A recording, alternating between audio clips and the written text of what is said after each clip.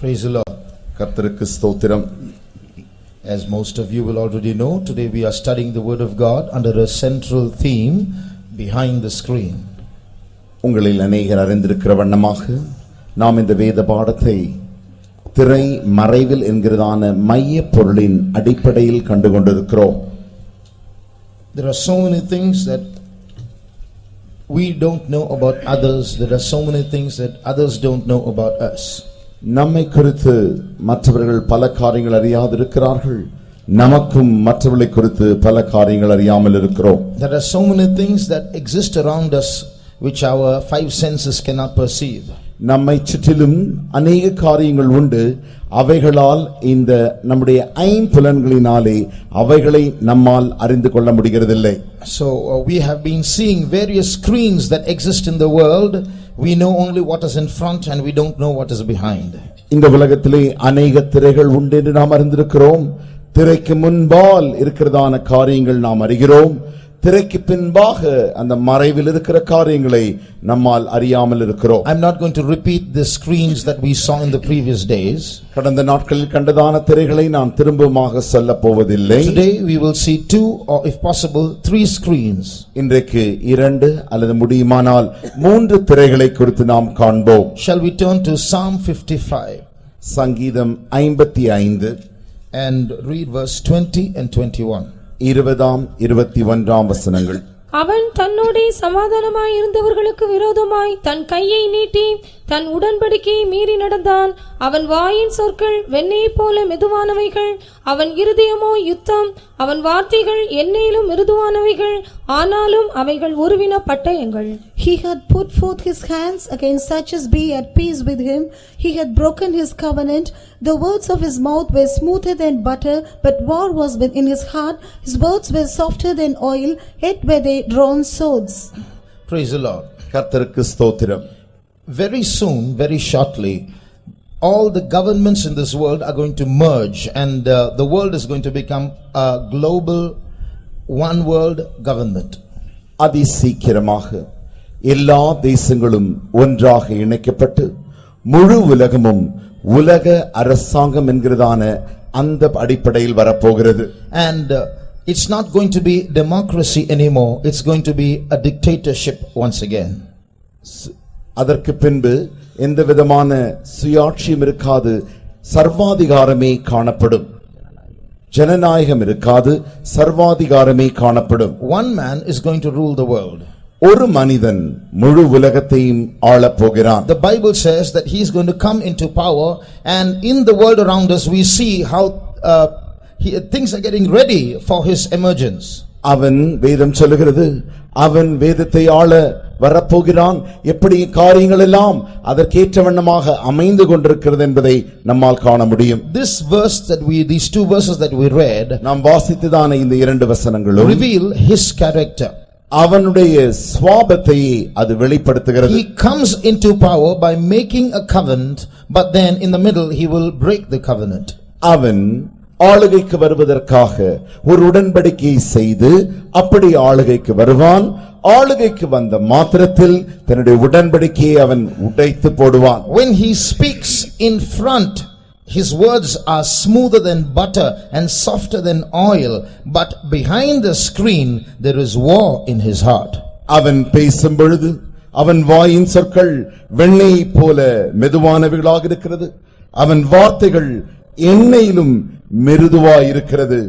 ஆனால் திரையின் மறைவிலே அவனுடைய வார்த்தைகள் உருவின பட்டயங்களாய் இருக்கின்றன. So today what we are going to see is, there is a group of people in this world today who are high up above and they have a lot of power and money, and they are doing things behind the screens which the common man does not know.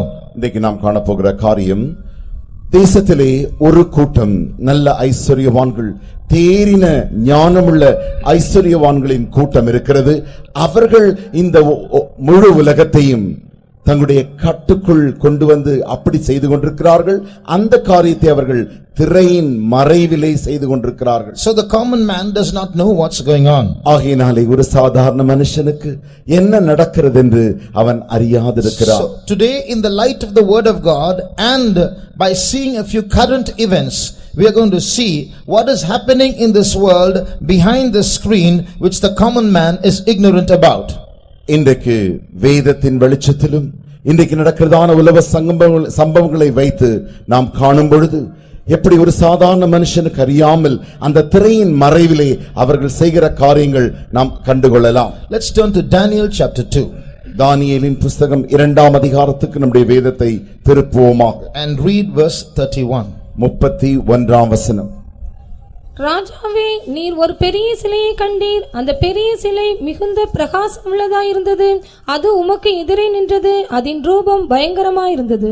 Thou, O king, sawest, and behold, a great image. This great image, whose brightness was excellent, stood before thee, and the form thereof was terrible. A king of ancient years saw a dream. ஆதி நாட்களில் இருந்ததான ஒரு ராஜா ஒரு சொப்பனத்தை கண்டான். He saw a huge image, a statue made of different metals.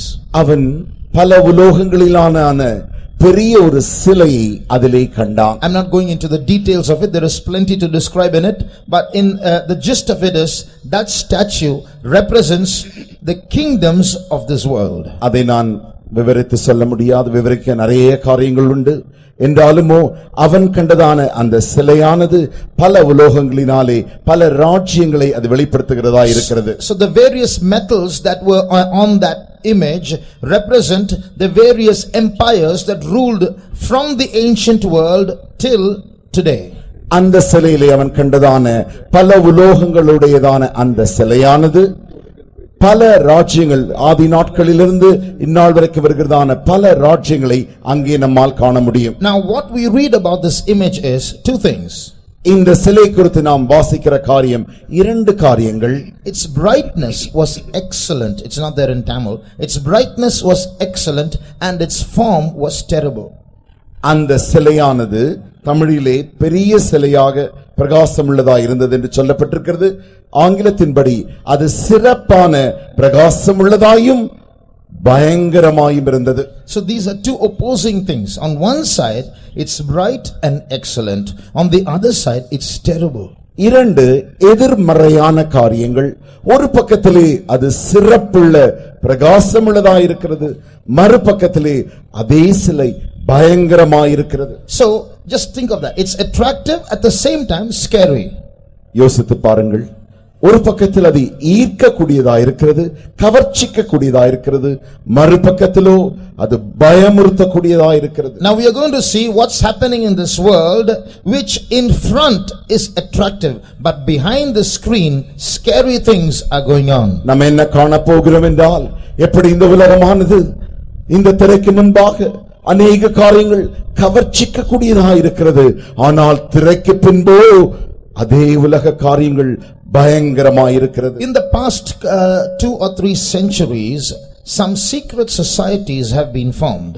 கடந்த 2-3 நூற்றாண்டுகளிலே சில ரகசிய சமூகங்கள் அல்லது ரகசிய குழுக்கள் உருவாகின. Their plan is at some point of time to rule the world. அவர்களுடைய திட்டம் என்னவென்றால், ஏதோ ஒரு காலகட்டத்தில் எப்படியாகிலும் இந்த முழு தேசத்தையும் ஆள வேண்டும். When they meet, where they meet, and what they talk in their meetings, what their agenda is and plans is are very secret. எங்கே சந்திக்கிறார்கள், எப்படி சந்திக்கிறார்கள், அவர்கள் சந்தித்து என்ன சம்பாஷித்து என்ன திட்டங்களை வகுக்கிறார்கள், இவைகள் யாவுமே ரகசியமாகவே செய்யப்படுகிறது. Yet much of what they are planning has been exposed. என்றாலும் கூட அவர்கள் வகுக்கிறதான பல திட்டங்கள் இப்பொழுது வெளியரங்கமாகிக் கொண்டிருக்கின்றன. Many of them exist today. அநேக காரியங்கள் அவர்கள் வகுத்த திட்டங்கள் இன்றைக்கு நடந்து கொண்டிருக்கின்றன. Some of those societies exist in India. அப்படிப்பட்ட சில சமூகங்கள் இந்தியாவிலேயும் இன்றும் காணப்படுகிறது. Some of those the members of such societies are there even in Tamil Nadu. அந்த சமூகங்களில் இருக்கிற சில அங்கத்தினர்கள் தமிழ்நாட்டிலேயும் கூட இப்பொழுது இருக்கிறார்கள். There was one particular society that began in the year 1776. 1776 ஆண்டு தொடங்கப்பட்டதான ஒரு குறிப்பிட்ட சமூகம். When I'm telling you these things, I'm filtering out a lot of information which cannot be told in public. நான் இந்த காரியங்களை எல்லாம் சொல்லும் பொழுது சிலவைகளை எல்லாம் நான் வெளியரங்கமாக சொல்லாமல் சலடையினாலே அதை நான் நிறுத்து சில காரியங்களை வைத்துவிட்டு சில காரியங்களை மாத்திரமே உங்களுக்கு நான் சொல்ல முடியும். ஏனென்றால் சில காரியங்களை நான் வெளியரங்கமாக சொல்ல முடியாது. In 1776 one such group, a secret society, was found. 1776 ஆண்டு அப்படிப்பட்டதான ஒரு ரகசிய சமூகம் உருவாக்கப்பட்டது. And they exist even today.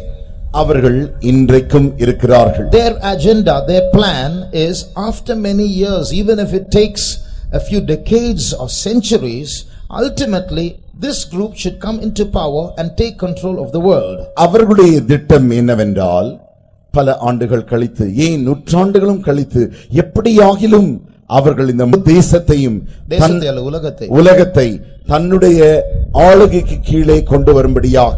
So they are picking and choosing wealthy people, very clever people, people who stand first in universities, and they pick them and subtly lure them into their groups, and through them they are slowly taking control over the masses.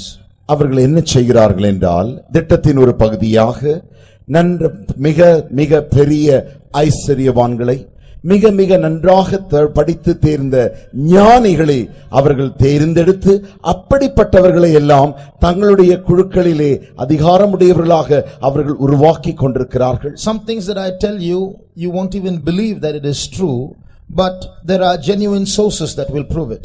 நான் சொல்லுகிற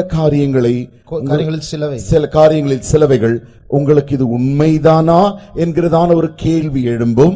For example, உதாரணமாக, will you believe that the world wars that took place did not happen by accident and they were created? உங்களுக்கு தெரியுமா, உலக யுத்தங்கள் யாவுமே ஏதோ தற்காலிகமாக அப்படி சண்டை வந்துவிடவில்லை.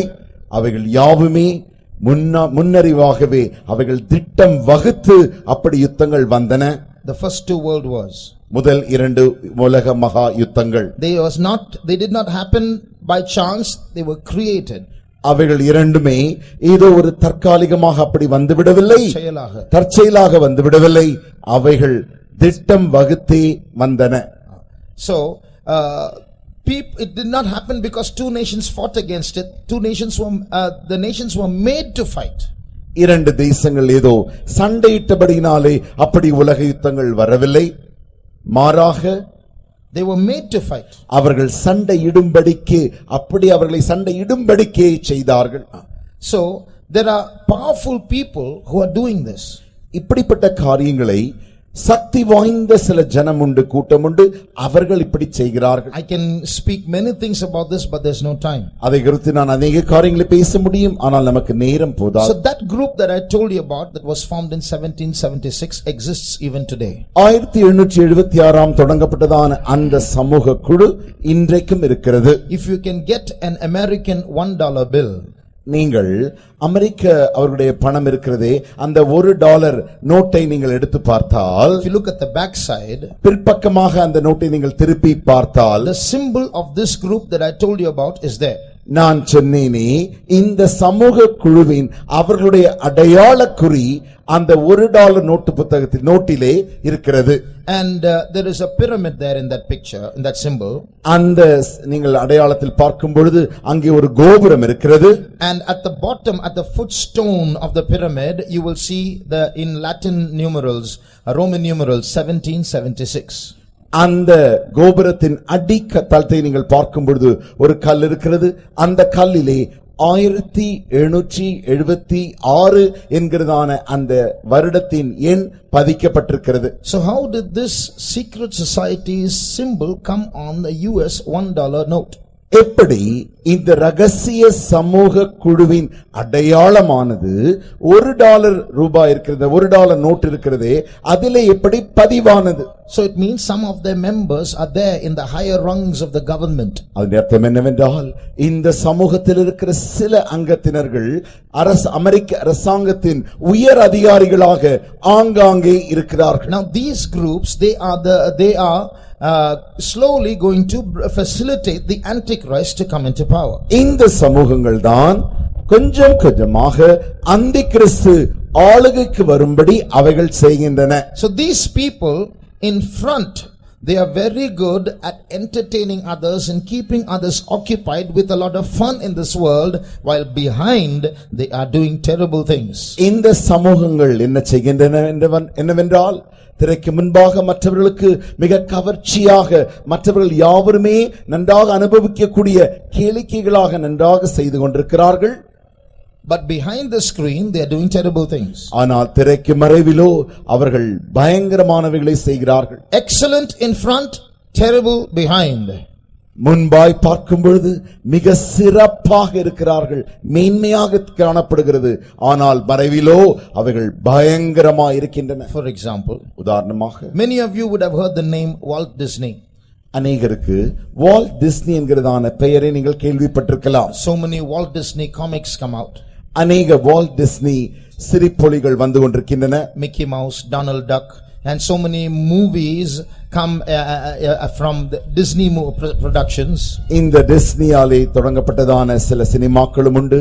அதிலே நீங்கள் பார்க்கலாம் கி மவுஸ் என்று அழைக்கப்படுகிற காரியமும், டொனால்ட் டக் இவைகளை போன்ற காரியங்களை நீங்கள் பார்க்கலாம். There's so many movies, Disney productions. அநேக சினிமா படங்கள் இப்படி டிஸ்னியாலே, அவர்களாலே திரைப்பட தயாரிப்பாளர்கள், டிஸ்னி தயாரிப்பாளர்களாலே தயாரிக்கப்பட்டு வருகிறது. There is also an amusement park in America called Disney World.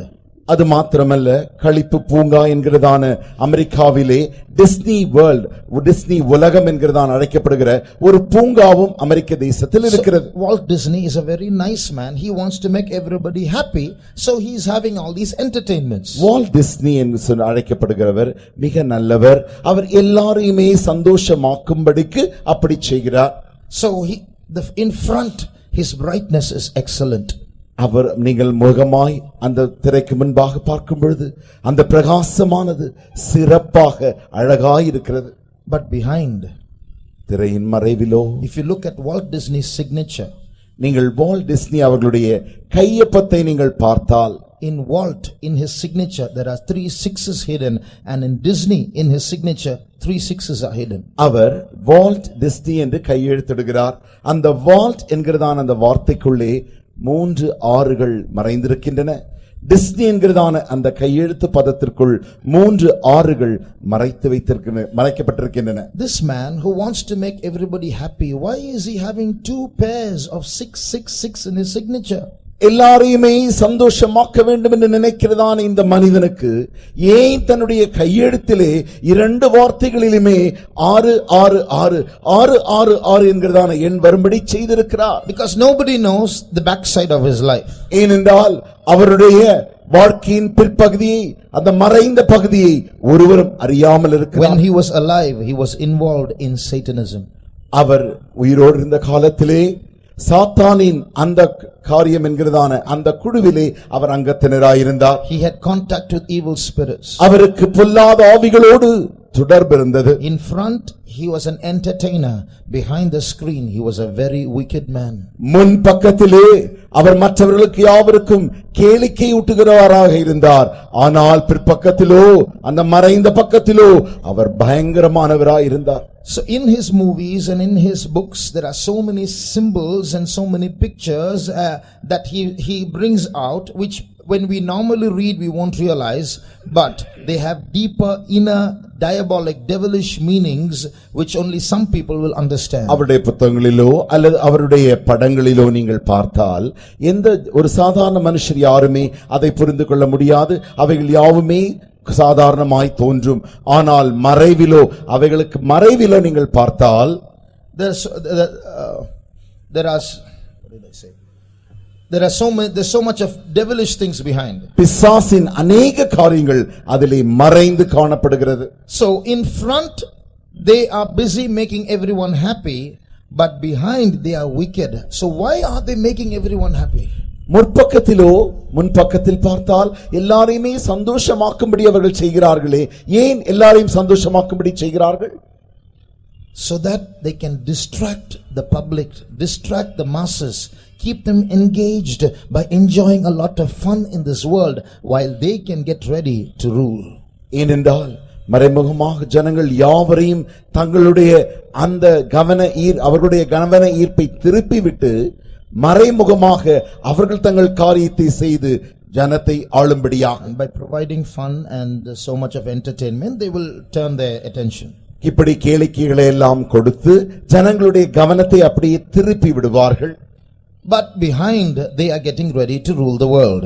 ஆனால் மறைபக்கத்திலோ உலகத்தை ஆளும்படிக்கு அவர்கள் ஆயத்தமாகிக் கொண்டிருக்கிறார்கள். So in front their words are smoother than butter and softer than oil, but behind they have drawn swords and war is in their heart. முற்பக்கத்திலோ பார்த்தால் அவர்களுடைய வார்த்தைகள் வெண்ணெயிலும் மிருதுவாயிருக்கிறது, எண்ணெயிலும் மிருதுவாயிருக்கிறது.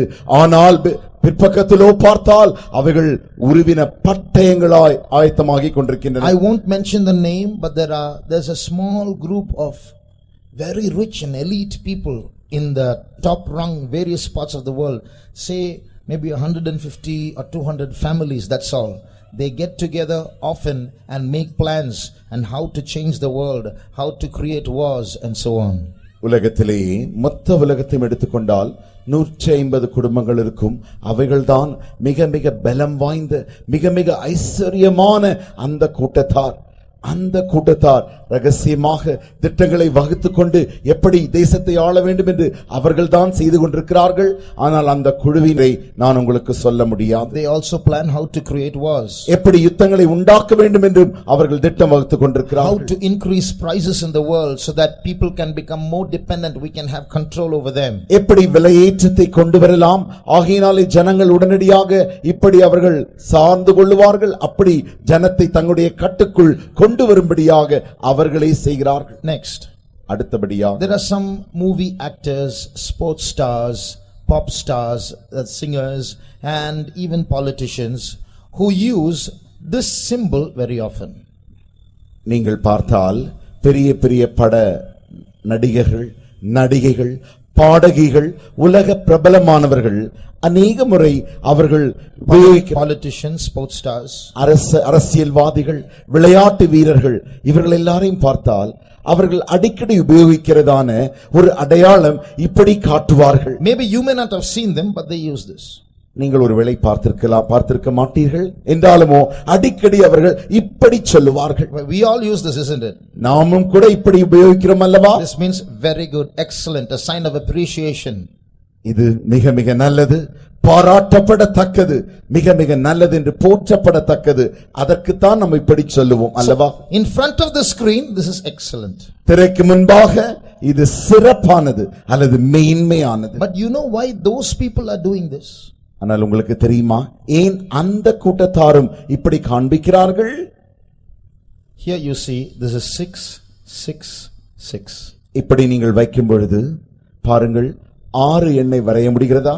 அடுத்த 6, அடுத்த 6, இந்த பூஜ்ஜியமோடு சேர்ந்து இப்படி 6ஆக 3 6கள் இங்கே வரையப்படுகிறது அல்லவா? So when we use it for a different meaning, but when they use it for a different meaning.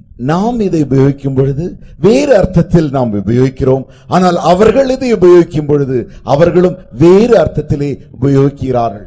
So in front excellent, behind terrible. ஆகையினாலே முற்பக்கத்திலே சிறந்தது மேன்மையானது, பிற்பக்கத்திலோ பயங்கரமான. Now I'm not just creating these things, these are things that deliberately being done by powerful people, and in front we don't know, we think it's all just game and fun and entertainment and popularity. They're all famous people and people are going after them, making gods out of them, but behind the scene terrible things are going on. நான் ஏதோ இதை கட்டுக்கதையாக இப்படி சொல்லவில்லை. இது நிஜமாகவே இப்படி செய்யப்பட்டு வருகிறது. இப்படி பிரபலமானவர்கள் யாவருமே இப்படி செய்து கொண்டிருக்கிறார்கள். முற்பக்கத்தில் பார்த்தால் அவைகள் யாவுமே ஒரு நல்ல கவர்ச்சியாக அழகாக அப்படி காணப்படுகிறது. ஆனால் திரையின் மறைவிலோ பயங்கரமான காரியங்கள் அது செய்து வருகின்றன. There is a tree that is sacred to magicians in the Western world. மேற்கத்திய நாடுகளிலே மந்திரவாதிகளுக்கு ஒரு சிறந்த புனிதமான ஒரு மரம் உண்டு. It's called the holly tree. அந்த மரத்தின் பெயர்தான் ஹாலி மரம். They use the wood of the holly tree to make their magic wands. அவர்களுக்கு மந்திரக்கோல் செய்ய வேண்டுமானால் அவர்கள் அந்த ஹாலி மரத்தில் இருந்த அந்த மரத்தை துண்டை எடுத்து மந்திரக்கோல் செய்வார்கள். This magic wand is used to cast spells. When they wave it in certain directions, these magicians are able to bring people under their control. இந்த மந்திரக்கோலை அந்த மரத்தில் அவர்கள் செய்த மாத்திரத்தில் எப்படி எல்லாம் அசைக்கிறார்களோ அப்படி அவர்களால் ஆவிகளை ஜனங்களை ஆளுகை செய்ய முடியும். ஜனங்கள் எப்படி வர வேண்டும் என்றும் அவர்களால் அந்த கோலை வைத்து அப்படி திசை திருப்ப முடியும். So that's their magic wand to control people. அதுதான் மனிதர்களை கட்டுப்படுத்தும்படியாக ஜனங்களை கட்டுப்படுத்தும்படியாக அவர்கள் பிரயோகிக்கிற மந்திரக்கோல். What wood is that? என்ன மரம்? Hollywood. ஹாலி மரம். Have you heard of that word Hollywood? நீங்கள் கேள்விப்பட்டிருக்கிறீர்களா? ஹாலிவுட் என்று அழைக்கப்படுகிறதான ஒரு வார்த்தை. It's the world's most famous film production area. உலக பிரபலமான திரைப்பட இயக்குகிற இடம்தான் ஹாலிவுட் திரைப்படம் என்று அழைக்கிறோம். Is it an accident that they are using the name of a tree that they're using for magic, which magicians use for their magic wands? Now for this film production, is it a coincidence or is it deliberate? இவர்கள் இந்த பெயரை வைத்தார்களே, அந்த பெயரானது ஏதோ அந்த இப்பொழுது மந்திரவாதிகள் உபயோகிக்கிறதான அந்த மந்திரக்கோலின் மரத்தின் பெயரை வைத்தார்களே, அது ஏதோ தற்காலிகமாக அப்படி தற்செயலாக அமைந்து விட்டதா என்ன, அல்லது ஒன்றுக்கொன்று தெரியாமல் அப்படி வேண்டுமென்றே செய்திருக்கிறார்களா, அல்லது வேண்டுமென்றே செய்திருக்கிறார்களா? It is deliberate. வேண்டுமென்றே செய்திருக்கிறார்கள். What is the meaning? அர்த்தம் என்ன? Just like there are people behind these film productions. உங்களுக்கு தெரியுமா, இந்த திரைப்பட இயக்குகிறார்களே, இவர்களுக்கு இந்த திரைப்பட இயக்குகளுக்கு பின்பாக சில ஜனங்கள் உண்டு. They are the ones who I'm talking about, very powerful, at the same time they have evil connections, very wicked. நான் ஏற்கனவே சொன்னேனே, மிக சக்தி வாய்ந்த பலம் வாய்ந்த கூட்டம் என்று அந்த ஜனங்கள் தான் இதற்கு பின்பாக இருந்து கொண்டு செய்கிறார்கள். While they entertain you with their movies, they are injecting certain doctrines into your minds. அவர்கள் இந்த படத்தை இயக்கி உங்களை காண செய்து உங்களுக்குள்ளாக அந்த கேளிக்கைகளை காண்பிக்க உங்களுக்கு அறியாமலேயே சில உண்மைகளை, சில சத்தியங்களை உங்களுக்குள்ளாக, சில தத்துவங்களை உபதேசங்களை உங்களுக்குள்ளாக அவர்கள் ஊசி போல் ஏற்றிக் கொண்டிருக்கிறார்கள். So why is that called Hollywood? ஏன் அதற்கு ஹாலிவுட் என்று பெயர் வந்தது? Just like a magician uses his wand to control the masses using his magic wand made of Hollywood, these people are going to control the masses and inject their philosophies, and the movies are their magic ones. எப்படி மந்திரவாதிகள் இந்த ஹாலி மரத்திலிருந்து கொம்பை எடுத்து அந்த கொம்பை மந்திரக்கோலாக ஜனங்களை கட்டுப்படுத்த, தங்கள் வசப்படுத்த அதை எப்படி அவர்கள் பிரயோஜனப்படுத்துகிறார்களோ, அதே வண்ணமாக இந்த கூட்டத்தார் திரைப்படங்களினூடாய் ஜனங்கள் யாவரையும் தங்களுடைய கட்டுக்குள், வசத்திற்குள் வசப்படுத்தும்படியாக அப்படி செய்கிறார். So the movies are their magic ones. ஆகையினாலே அவர்கள் பிரயோஜனப்படுத்துகிற அந்த திரைப்படங்கள் தான் இந்த மந்திரக்கோல், அவர்களுடைய மந்திரக்கோல். So that's why it's called Hollywood. ஆகையினால் தான் இந்த திரைப்படங்களுக்கு ஹாலிவுட் திரைப்படம் என்று அழைக்கப்படுகிறது. So those who watch these movies through those dialogues, through those scenes, and through what appears in the background, through the songs that are presented, many subtle teachings of Satan and of these men are injected into the people's minds without their knowledge. இப்பொழுது நீங்கள் காண்கிறதான அந்த திரைப்படங்கள், அந்த திரையில் வருகிற பாட்டுகள், காட்சிகள், சம்பாஷணைகள் இவை யாவுமே ஜனங்களுக்குள்ளாக அவர்கள் அப்படியே தங்களுடைய தத்துவங்களை அவர்களுடாய் அதினூடாய் ஜனங்கள் அறியாமலேயே காண்கிற ஜனங்களுக்குள்ளாய் அவர்கள் ஏத்தி அல்லது புகுத்தி விடுகிறார்கள். Our human mind has a weakness. நம்முடைய மனித மனதிற்கு சில பலவீனம் உண்டு. Supposing you're going home by bus after this meeting is over. இந்த கூட்டம் முடிந்த பிறகு நீங்கள் பேருந்திலே உங்களுடைய வீட்டிற்கு போவீர்களே ஆகில், when you reach home you start humming a tune suddenly. நீங்கள் வீட்டுக்கு போன உடனே அமைதியாய் என்று பாட்டு பாடுவீர்கள். Then you start wondering, now why did I start singing this tune? ஏன் நான் இந்த ராகத்தை என்று பாடினேன் என்று உங்களுக்கே ஒரு கேள்வி வரும். And then you will go backwards and you will realize I was passing a tea shop where they were playing this song, and somehow it got into my mind. When I reached home I started humming that without my knowledge. அப்பொழுதுதான் நீங்கள் திடீரென்று உணர்வீர்கள், நீங்கள் போய்க் கொண்டிருக்கிற வழியில் தானே ஒரு டீ கடையிலே வைத்து ஒரு ரேடியோ பாட்டு பாடி வந்து கொண்டிருக்கிறது. அந்த பாட்டின் அதே ராகத்தை தான் இப்பொழுது நீங்கள் வீட்டிற்கு போய் நீங்கள் அறியாமலேயே என்று பாடி வந்திருக்கிறீர்கள் என்று உணர்வீர்கள்.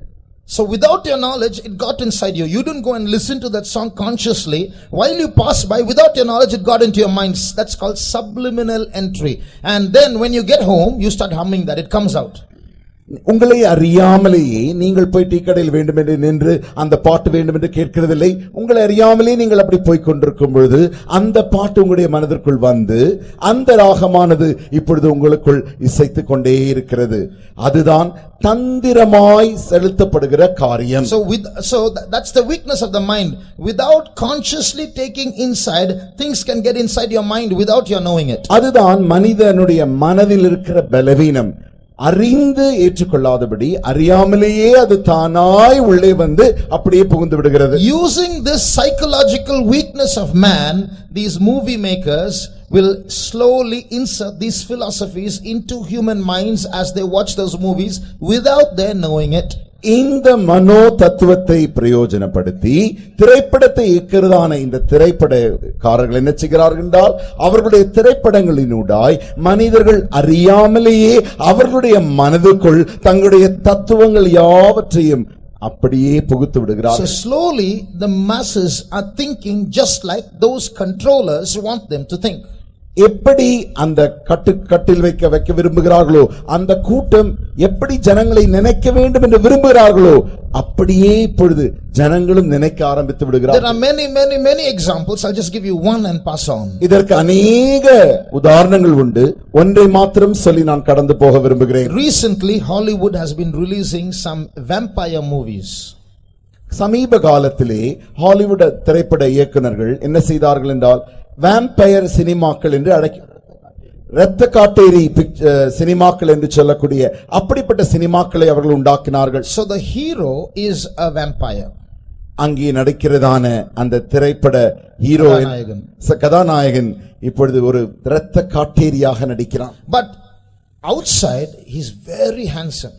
வெளியரங்கமாய் அவனை பார்த்தால் அந்த கதாநாயகன் மிக அழகுள்ளவனாக இருக்கிறான். Only when he smiles, two of his canine teeth will be extra long, a little long. அவன் சிரிக்கும் பொழுது மாத்திரமே நீங்கள் பார்த்தால் அந்த இரண்டு முக்கில் இருக்கிறதான அந்த இரண்டு பற்கள் இருக்கிறதே, அந்த கூர்பற்கள் தான் இப்பொழுது ஒரு பெரிய பற்களாக கொஞ்சம் நீளமாக இருக்கும், கொஞ்சம் நீளமாக தெரியும். Otherwise he is very handsome.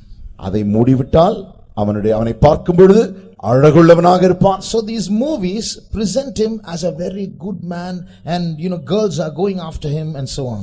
இந்த சினிமா அவனை மிக நல்ல மனிதனாக, அழகுள்ள மனிதனாக, அநேக பெண்கள் அவனை பார்த்து அழகை பார்த்தவன் பின்பாக ஓடுவதைப் போல காட்டப்படுகிறது. Now we will just watch it for entertainment, but secretly what's happening is sin, evil is being glorified. பொழுதுபோக்குக்காக நாம் அதை கண்டு கொண்டிருப்போம்.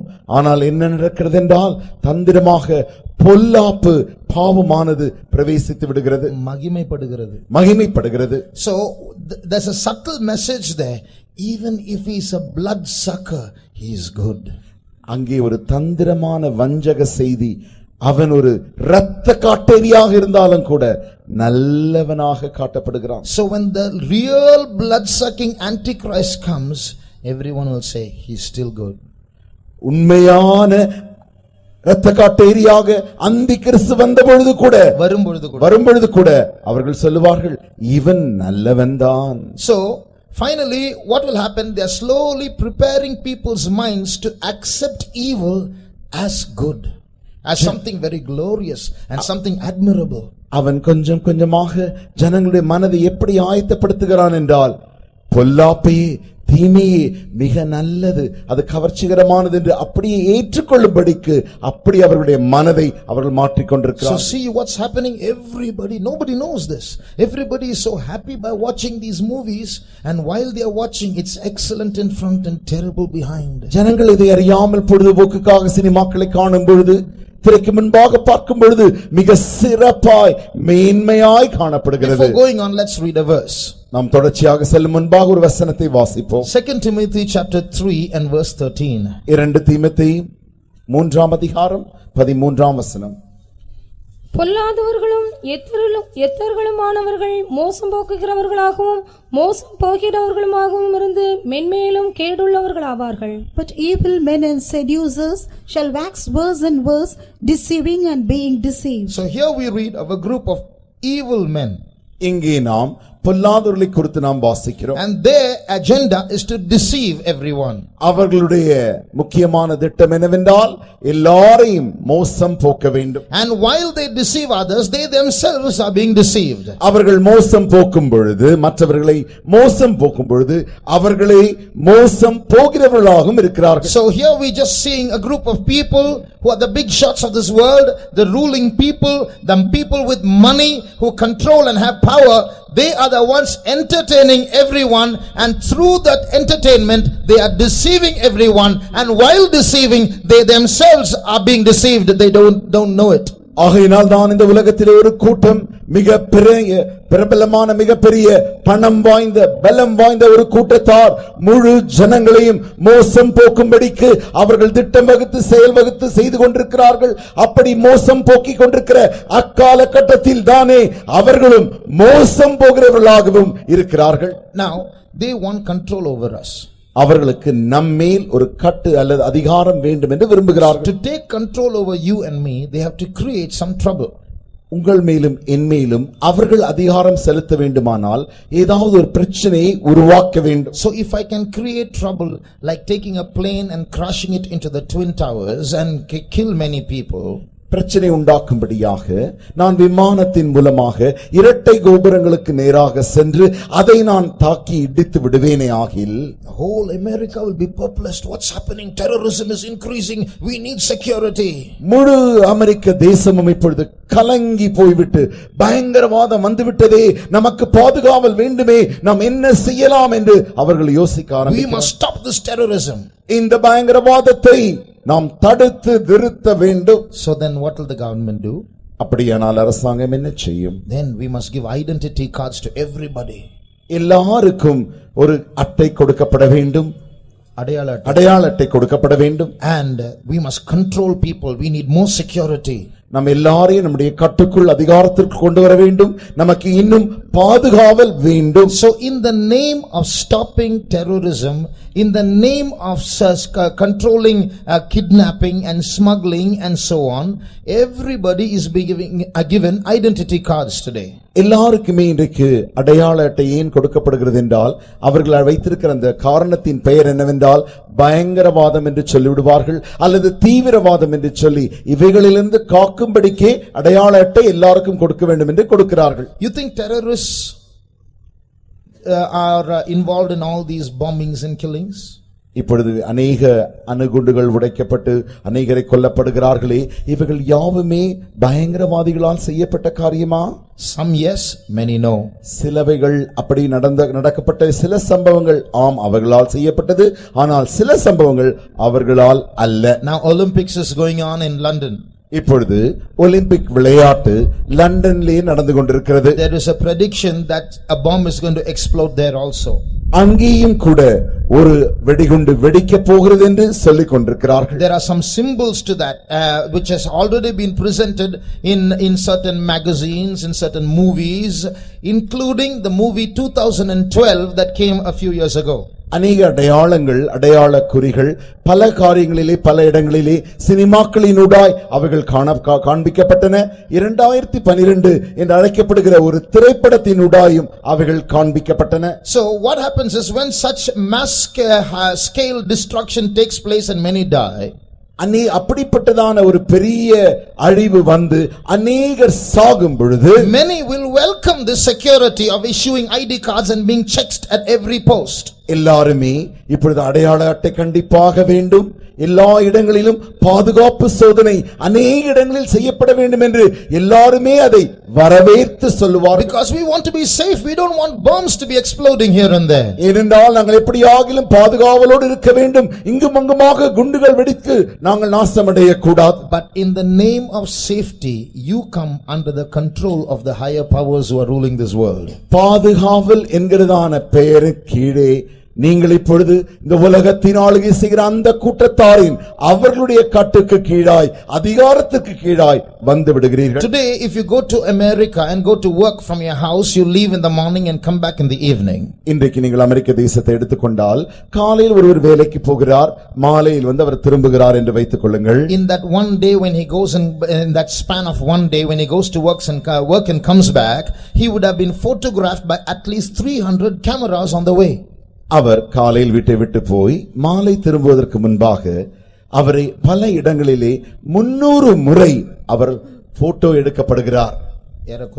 ஏறக்குறைய 300 முறை photo எடுக்கப்படுகிறார். So that means you are being watched, you don't realize it. In the traffic signals, in the supermarkets, in the buses, in the railway stations, in the tube trains, there are cameras everywhere that are always clicking. Millions are being clicked every day. நீங்கள் போகும் பொழுதும், அந்த சிக்னலில் நிற்கும் பொழுதும், அந்த bus ஸ்டாண்டில் இருக்கும் பொழுதும், போகும் பொழுது, வரும் பொழுது, நீங்கள் செய்யும் பொழுது, கடைக்கு போகும்போது எல்லா இடத்திலேயும் உங்களை போட்டோக்கள் எடுத்துக்கொண்டே இருக்கிறார்கள், கண்காணித்துக் கொண்டே இருக்கிறார்கள். அதை நீங்கள் அறியறதில்லை.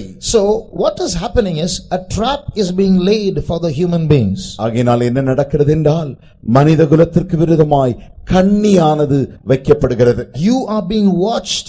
You are going to come under the control of a few powerful people and you are going to be innocent victims falling into a trap if you don't know what to do. நீங்கள் கண்காணிக்கப்பட்டு பாவமறியாத இந்த ஜனங்கள் இப்படிப்பட்டதான சக்தி வாய்ந்த ஜனத்தினாலே அவர்களுடைய கண்ணிக்குள் மாட்டிக்கொள்ளப்படுகிறார்கள். Even in India, ID cards are being issued. We all know they are getting our eye prints and our fingerprints.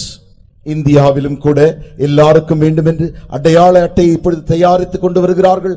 எல்லாருடைய கை நாட்டையும் வைத்து இப்படி செய்து கொண்டிருக்கிறார்கள். These are not ordinary just cards. They are ID cards with RFID fitted into it. That means wherever you go, you can be traced. Your journeys can be traced. You are losing your privacy. நீங்கள் உங்களுக்கு கொடுக்கப்படுகிறதே அது ஏதோ ஒரு சாதாரண அட்டையில் உண்டான அடையாள அட்டை அல்ல. அதற்குள்ளே மின்னணு பொருத்தப்பட்டதா இருக்கிறது. அதன் மூலமாக அதை நீங்கள் வைத்துக் கொண்டு எங்கே போனாலும் எங்கே சென்றாலும் நீங்கள் எங்கே இருக்கிறீர்கள் என்று கண்காணிக்கப்படுகிறீர்கள். So in the name of safety and security these are being issued, but actually the mind behind those who are responsible for this is power. We want to control everyone. பாதுகாப்பு வேண்டும் என்கிறதான பெயரின் கீழே இப்படிப்பட்டதற்கான காரியங்களை செய்வது போல் உங்களுக்கு தெரிந்தாலும் இதற்கு பின்பாக ஒரு கூட்டம் சக்தி வாய்ந்த ஜனம் உண்டு. அவர்களுக்கு என்ன வேண்டும் என்றால் அதிகாரம், ஆளுகை முழு உலகத்தின் மேலும் வேண்டும். 2000 years ago about these days Jesus said, இந்த நாட்களை குறித்து ஏறக்குறைய 2000 ஆண்டுகளுக்கு முன்பாகவே இயேசு சொன்னார். Read Luke chapter 21. லூக்கா எழுதின சுவிசேஷம் 21ஆம் அதிகாரம் verse 35. 35ஆம் வசனம். பூமியிலெங்கும் குடியிருக்கிற அனைவர் மேலும் அது ஒரு கண்ணியை போல வரும். For as a snare shall it come on all them that dwell on the face of the whole earth. Jesus was speaking in this chapter about a certain period of time in the last days, and he says this period is going to come as a snare upon all the citizens of this world. இயேசு கடைசி நாட்களில் வரப்போகிறதான ஒரு காலத்தை குறித்து இப்படி அவர் பேசிக் கொண்டிருக்கும் பொழுது அவர் சொன்னார், பூமியிலெங்கும் குடியிருக்கிற அனைவர் மேலும் இது ஒரு கண்ணியை போல வரும். So Jesus knew about these days that we are living in, and he prophesied in those days itself, a snare is coming, and he was warning us. இயேசுவுக்கு இந்த நாட்களில் நாம் ஜீவிக்கிறதான நம்மை குறித்து அவன் நன்றாக அறிந்தபடியினாலே அந்நாட்களில் தானே நம்மேல் இப்படி ஒரு கண்ணி வரும் என்று அவர் முன்னறிவித்தார். The Antichrist also, when he appears, the world, I told you, one man is going to rule this world very soon, as the Bible prophesies. ஒரு மனிதன் இந்த முழு உலகத்தையும் ஆளப்போகிறான் என்று ஏற்கனவே நான் சொன்னேனே, வேதமும் கூட தீர்க்கதரிசனமாய் அப்படி சொல்லி இருக்கிறது. When that man comes into power, he will come as a peacemaker. அந்த மனிதன் ஆளுகைக்கு வரும் பொழுது சமாதானம் பண்ணுகிறவனாக அவன் தோன்றுவான். So because now today, I met an IAS officer recently. சமீப காலத்திலே நான் ஒரு IAS அதிகாரி, அவர்களை உயர் அதிகாரியை சந்தித்தேன். He had been to America. அவர் அமெரிக்க தேசத்திற்கு சென்று வந்தார். He attended a meeting where some of these world leaders were getting together for a discussion. உலக தலைவர்கள் கூடியதான ஒரு சம்பாஷணை கூட்டத்திற்கு அவர் சென்று வந்தார். There some of them were saying things have gotten so much out of control, we really don't have a solution. அங்கே அவர்கள் என்ன சம்பாஷித்தார்கள் என்றால், உலகமானது பல காரியங்கள் நடைபெற்று அதிக காரியங்கள் நம்முடைய கட்டுக்கள் கீழ் இல்லாமல் அப்படி வெளியே போய்விட்டதே, நாம் என்ன செய்வது? So in this situation, when this man comes into power, இந்த சூழ்நிலையிலே இந்த மனிதன் ஆளுகைக்கு வருவானேயாகில், he will bring some solutions of peace into this world when the whole world is confused and in turmoil. இந்த முழு உலகமும் குழப்பமடைந்து இப்படி குழம்பி கிடக்கிறதான இந்த சூழ்நிலையில் தானே இந்த மனிதன் இந்த குழப்பங்கள் எல்லாவற்றிற்கும் முடிவுகள், நல்ல முடிவுகளை கொண்டு வருவது போல கொண்டு வருவான். So he will come at a point into power at the brink of a third world war. அவன் வருகிறதான அந்த ஆளுகைக்கு வருகிறதான காலகட்டம் என்னவென்றால், அதுதான் மூன்றாம் உலக யுத்தத்தின் தொடக்க காலமாயிருக்கிறது. விளிம்பில் அது நடக்க போகிறது. So at that time he will come, he will institute certain peace talks and make certain rules, and immediately those wars will cease and the whole world will welcome him as their ruler. அந்த உலக யுத்தம் ஆரம்பிக்கும் விளிம்பில் தானே அவன் வந்து அப்பொழுது உடனடியாக எல்லாரோடும் சேர்ந்து சமாதான பேச்சுவார்த்தையை நடத்தி அந்த யுத்தம் நடைபெறாத அளவிற்கு அவன் செய்வான். So for few months there won't be war. ஆகினாலே கொஞ்ச மாதங்களுக்கு யுத்தம் இருக்காது. But as I told you, his words are smoother than butter, we just read, but war is in his heart. ஏற்கனவே நான் சொன்னேனே, அதே வண்ணமாக அவன் வார்த்தைகள் வெண்ணையாக காணப்படுகிறது, ஆனால் மறைவிலோ அது யுத்தமாய் இருக்கிறது. So in front he will make peace, but the Bible calls him a beast. அவன் முற்பக்கத்திலே சமாதானம் உண்டாக்குறவனாய் இருக்கிறான், என்றாலும் வேதம் அவனை மிருகம் என்று அழைக்கிறது. Read 1 Thessalonians chapter 5 and verse 3. 1 தெசலோனிக்கேயர் 5ஆம் அதிகாரம் 3ஆம் வசனத்தை வாசியுங்கள். சமாதானமும் சௌக்கியமும் உண்டென்று அவர்கள் சொல்லும்போது கர்ப்பவதியானவளுக்கு வேதனை வருகிறது போல அழிவு சடிதியாய் அவர்கள் மேல் வரும், அவர்கள் தப்பிப் போவதில்லை. For when they shall say peace and safety, then sudden destruction cometh upon them as travail upon a woman with child, and they shall not escape. So here we see, when everybody is saying peace and safety at last, this man has given us peace when there was turmoil and chaos in this world. At that time, for few months there will be a superficial peace, but after that sudden destruction will come as a woman who is in travail, and they shall not escape. நான் ஏற்கனவே சொன்னது போல அந்த உலக யுத்தத்தின் விளிம்பிலே அவன் வந்து வெண்ணை போல வார்த்தைகளை பேசி சமாதானம் உருவாக்குவது போல, சமாதானம் உண்டாவது போல அப்படி சமாதான பேச்சுவார்த்தையை நடத்துவான். ஆனால் கொஞ்ச மாதங்களுக்குள்ளாய் என்ன நடக்கும் என்றால், கர்ப்பவதியானவளுக்கு வேதனை வருகிறது போல அழிவு சடுதியாய் அவர்கள் மேல் வரும், அவர்கள் தப்பி போவதில்லை. So all this so-called peace is only to attract the world and bring them to accept this man as the savior of this world, so that they all might be ultimately doomed and destroyed. என்ன நடக்கிறது என்றால், மேற்புச்சா இவன் செய்கிற இந்த காரியத்தை கண்டு இவர்கள் எல்லாரும் சமாதானத்தை உண்டாக்குறேன் என்று சொல்லி அவனை நம்பி அவனுக்கு பின்பாக போய் விடுவார்கள். கடைசியில் என்ன நடக்கும்? முழு உலகமுமே அவனுக்கு பின்பாகவே நாசமடையும். Brother, sister, I'm not telling these things just to scare you into becoming a Christian or Christianity. We must wake up and realize what's going on. We think that we have a lot of prospects in this world. சகோதரனே சகோதரியே, இதோ உங்களை பயமுறுத்தி கிறிஸ்தவர்களாக மாறிவிட வேண்டும், இயேசு கிறிஸ்து ஏற்றுக்கொள்ள வேண்டும் என்று நான் சொல்லவில்லை. மாறாக இந்த காரியங்கள் யாவுமே பயங்கரமான காரியங்கள் நடக்கப் போகிறது என்பதை நாம் அறிந்து உணர்ந்து எழுந்திருக்கிறவர்களாய் விழித்தெழும்பவர்களாய் இருக்க வேண்டும். Now many people today are building castles in their mind as though they have a lot of time in this world. இந்த உலகத்தில் அவர்களுக்கு அநேக காலங்கள் இருப்பது போலவும் வருடங்கள் இருப்பது போலவும் பல ஜனங்கள் மனதிலே மனக்கோட்டை கட்டிக் கொண்டிருக்கிறார்கள். You know, when Jesus and his disciples were walking on a road one day in Jerusalem, இயேசுவும் அவருடைய சீஷர்களும் எருசலேமில் ஒரு நாள் திருவழியாய் அவர்கள் நடந்து போகும் the பொழுது disciples of Jesus one day just tapped Jesus, Jesus, see that building, see that temple, beautiful, isn't it? How magnificent. இயேசுவின் சீஷர்கள் இயேசுவை பார்த்து, இயேசுவே அந்த கட்டிடத்தை பாரும், அந்த தேவாலயத்தை பாரும், அது எவ்வளவு அழகாக இருக்கிறது அல்லவா. Jesus did not look and admire that building and say, yeah, very beautiful, isn't it? இயேசு உடனடியாக அங்கே நின்று வாயை திறந்து, அப்படியா, மிக அழகாக இருக்கிறதே என்று அவர் சொல்லவில்லை. He said, you see that building? A time is coming when not one stone is going to be on another. It's going to be made flat and raised to the ground. இயேசு அந்த கட்டிடத்தை பார்த்து சொன்னார், இந்த கட்டிடத்தின் ஒரு கல்லின் மேல் ஒரு கல்லிராதபடிக்கு சமபூமியாகும் என்று அவர்களை பார்த்து சொன்னார். Brother, sister, the same is going to happen in our times. அருமையான சகோதரி சகோதரியே, நம்முடைய காலகட்டத்திலும் இதே காரியம்தான் நடைபெற போகிறது. We have just enough time to escape. தப்பித்துக் கொள்ள மாத்திரமே நமக்கு காலம் உண்டு. If you are thinking that you have a bright future in this world, I tell you, you are mistaken, you are deceived, you are going to fall into a trap. ஒரு பிரகாசமான வருங்காலம் உனக்கு இருக்கிறது என்று நீ நினைத்துக் கொண்டிருப்பாயேயாகில் நீ வஞ்சிக்கப்பட்டிருக்கிறாய். நீ இந்த உலகத்தினால் கண்ணியினாலே கண்ணி வைக்கப்பட்டிருக்கிறாய். In the Bible there is a parable, a story that Jesus said about a man who became very rich suddenly. உடனடியாக திடீரென்று ஐஸ்வர்யனான ஒரு மனிதனை குறித்து வேதத்திலே நாம் ஒரு உவமையை காண்கிறோம். Suddenly when he became rich, திடீரென்று அவன் ஐஸ்வர்யனான பொழுது a question rose up within him. அவனுக்குள்ளாய் ஒரு கேள்வி எழும்பிற்று. What shall I do? நான் என்ன செய்யட்டும்? Immediately the answer, the idea came. உடனடியாக அவனுக்கே ஒரு அபிப்பிராயம் வந்தது. This will I do. இப்படி நான் செய்வேன். I will break down my old barns, those small storehouses, those godowns, and I will build bigger barns and store all my increase in those barns. என்னுடைய சிறிய இந்த களஞ்சியங்கள் இருக்கிறதே, இவைகளை எல்லாவற்றையும் நான் இடித்துவிட்டு பெரிய பெரிய களஞ்சியங்களாக நன்றாக கட்டுவேன்.